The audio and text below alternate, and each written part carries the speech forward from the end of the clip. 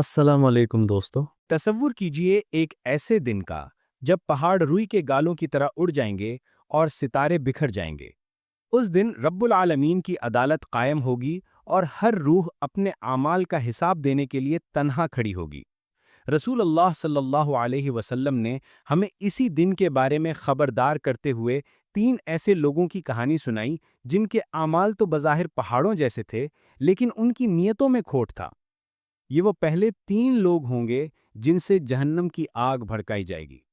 सबसे पहले एक शख्स को लाया जाएगा जिसे दुनिया एक अजीम शहीद मानती थी। अल्लाह उससे अपनी नेमतें गिनवाएगा और पूछेगा, तूने इनके बदले क्या किया?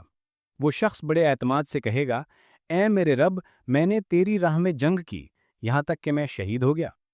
उसकी आवाज़ में अपने कुर्बानी पर फख्र होगा, लेकिन अल्लाह फरमाएगा, तू झूठ बोलता है। तूने जंग इसलिए की थी ताकि लोग तुझे बहादुर कहें, और दुनिया में तुझे बहादुर कहा जा चुका।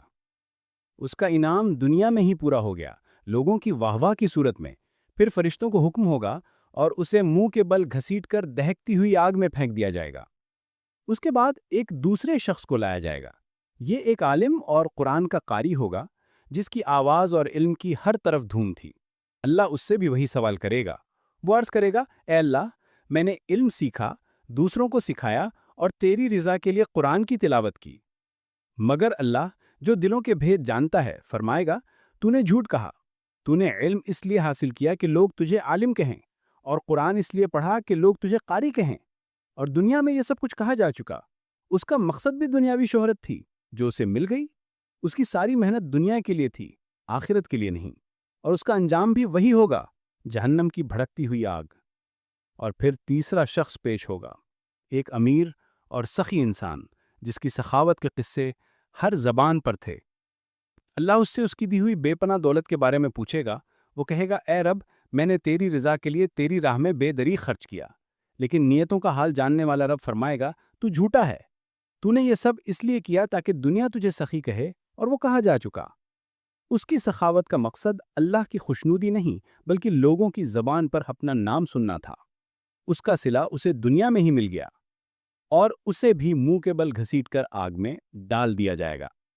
ये तीनों कहानियां हमें एक ही गहरा और अहम सबक सिखाती हैं कि अल्लाह के नज़दीक अमल का दिखावा नहीं, बल्कि दिल की गहराई में छुपी नीयत देखी जाती है।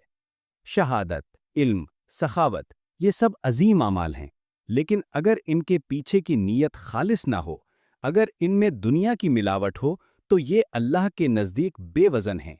इखलास यानी सिर्फ और सिर्फ अल्लाह की रज़ा के लिए काम करना, यही वो जौहर है जो मामूली अमल को भी पहाड़ जैसा वज़नी कर देता है। इसके बगैर बड़े से बड़ा अमल भी राख का ढेर बन जाता है। तो आइए, आज एक लम्हे के लिए रुक कर अपने आप से पूछें, हम जो भी कर रहे हैं, क्यों कर रहे हैं? हमारी इबादत, हमारी मदद, हमारा हर काम, क्या ये सब सिर्फ उस एक ज़ात के लिए है जो किसी की मोहताज नहीं? क्योंकि क़यामत के दिन जब सब कुछ अयां हो जाएगा, सिर्फ सच्ची नीयत ही हमारा सहारा बनेगी। अल्लाह हमें इखलास की दौलत अता फरमाए और हमारे आमाल को रियाकारी की आमेज़िश से पाक करे। आमीन।